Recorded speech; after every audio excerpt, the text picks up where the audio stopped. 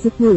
Dari dulu AS menggunakan Arab menyebarkan paham Wahabi ke seluruh dunia, bertujuan memecah belah umat Islam dan sekaligus menjadi pressure terhadap pemerintah yang bukan Golden Boy AS.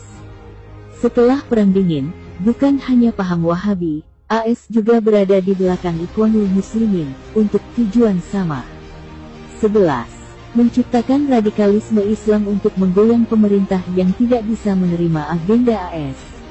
Lihatlah bagaimana petinggi PKS terbang ke Washington bertemu dengan elit politik AS untuk meminta dukungan dari AS menekan China dalam kasus Muslim Uighur. 12.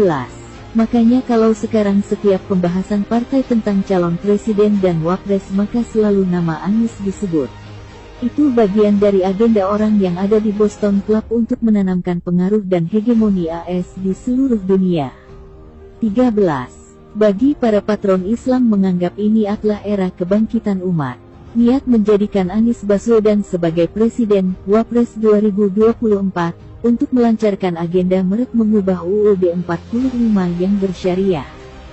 Namun mereka lupa, ketika rezim pro-AS berkuasa, yang pertama kali disikat radikalisme Islam itu sendiri. 14. Mengapa AS sangat paham radikalisme? Dia kreatornya dan itu diperlukan AS untuk mencapai tujuannya, bukan untuk menjalankannya. Lihat fakta sejarah. Soeharto menjatuhkan Soekarno berkat dukungan Islam, namun setelah Soeharto berkuasa, gerakan Islam dibungkam secara sistematis dalam kandang yang dinamakan PPP.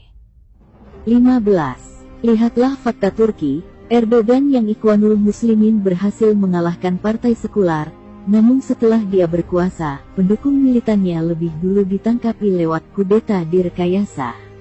Ribuan ulama Ikhwanul Muslimin ditangkap, yang lari ke luar negeri, diburu. 16.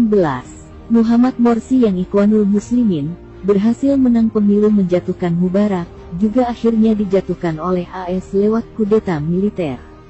Asteris berteman dengan serigala, hanya memberikan cara efektif dan efisien memangsa Anda. 17. Jangan kaget, saat Pilpres 2024 nanti, kapal induk AS ada di Selat Sunda.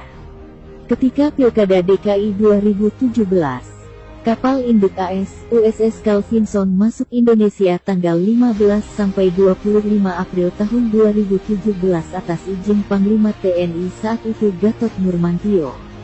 Itu adalah bentuk psychological warfare. Dari menghadapi dan membaca situasi tersebut ada hal yang saya cukup salut dengan langkah strategis Jokowi, yaitu merangkul Prabowo dan Hashim Joyo Hadikusumo dalam kabinetnya. Kemudian memperkuat TNI dengan semua loyalisnya terakhir membubarkan HTI dan FPI yang merupakan proxy war dan alat psychological warfare di Indonesia. Sambil memperkuat hubungan bilateral dengan Amerika dan juga Cina sehingga para political mainstream dan Amerika pun banyak dibuat mati langkah. Dan malahan Amerika lebih memilih berhubungan baik dengan pemerintah daripada para political mainstream, seperti kita lihat FPI dibubarkan tanpa ada yang memprotes pembubaran tersebut kecuali riak-riak kecil para politisi Yusuf dan Yusuf Kala ke Taliban tanpa ada dukungan dari pemerintah. Luar biasa kecerdasan dan keberanian presiden kita ini. Menghadapi Cina dengan langkah cerdas dan berani karena beliau betul-betul seorang nasionalis sejati.